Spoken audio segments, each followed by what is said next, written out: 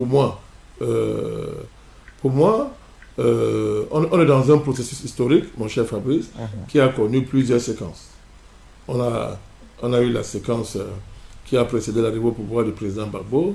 Il y a eu la séquence de sa présidence, n'est-ce pas, que nous connaissons tous.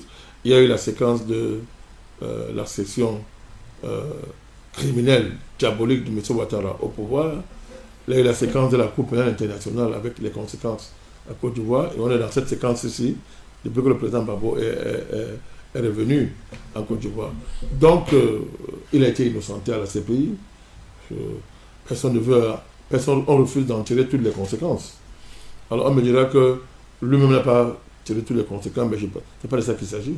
Nous sommes dans un processus objectif, historique, qu'il faut analyser en tant que tel, indépendamment de l'impact que peut avoir sur ce processus telle personnalité ou telle personnalité.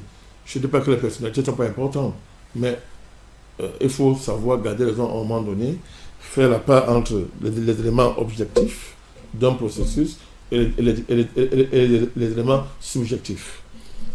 Quand j'ai dit ça, vous pensez que notre rôle ici, c'est de venir dire que telle a raison, c'est de prendre parti entre ces différents représentants de la grande famille de l'opposition ivoirienne, mais particulièrement de la gauche ivoirienne.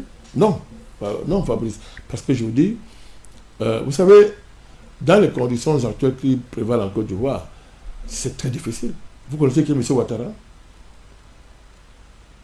Mais pour jouer le rôle qu'on lui fait jouer, il faut être déjà soi-même quelqu'un qui ne recule devant rien pour atteindre ses objectifs.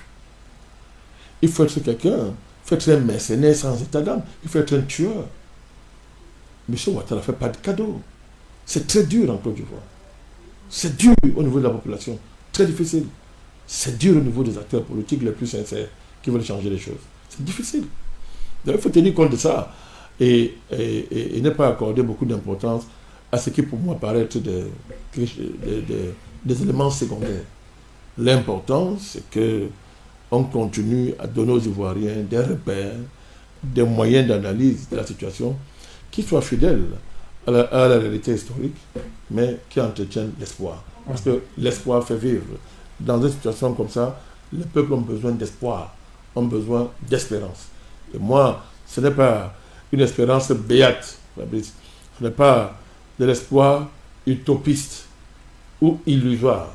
C'est un espoir concret, c'est une espérance concrète au regard de l'histoire de ce pays, au regard de ce que ce pays représente en Afrique. N'est-ce pas? De ce point de vue-là, j'ai dit, la Côte d'Ivoire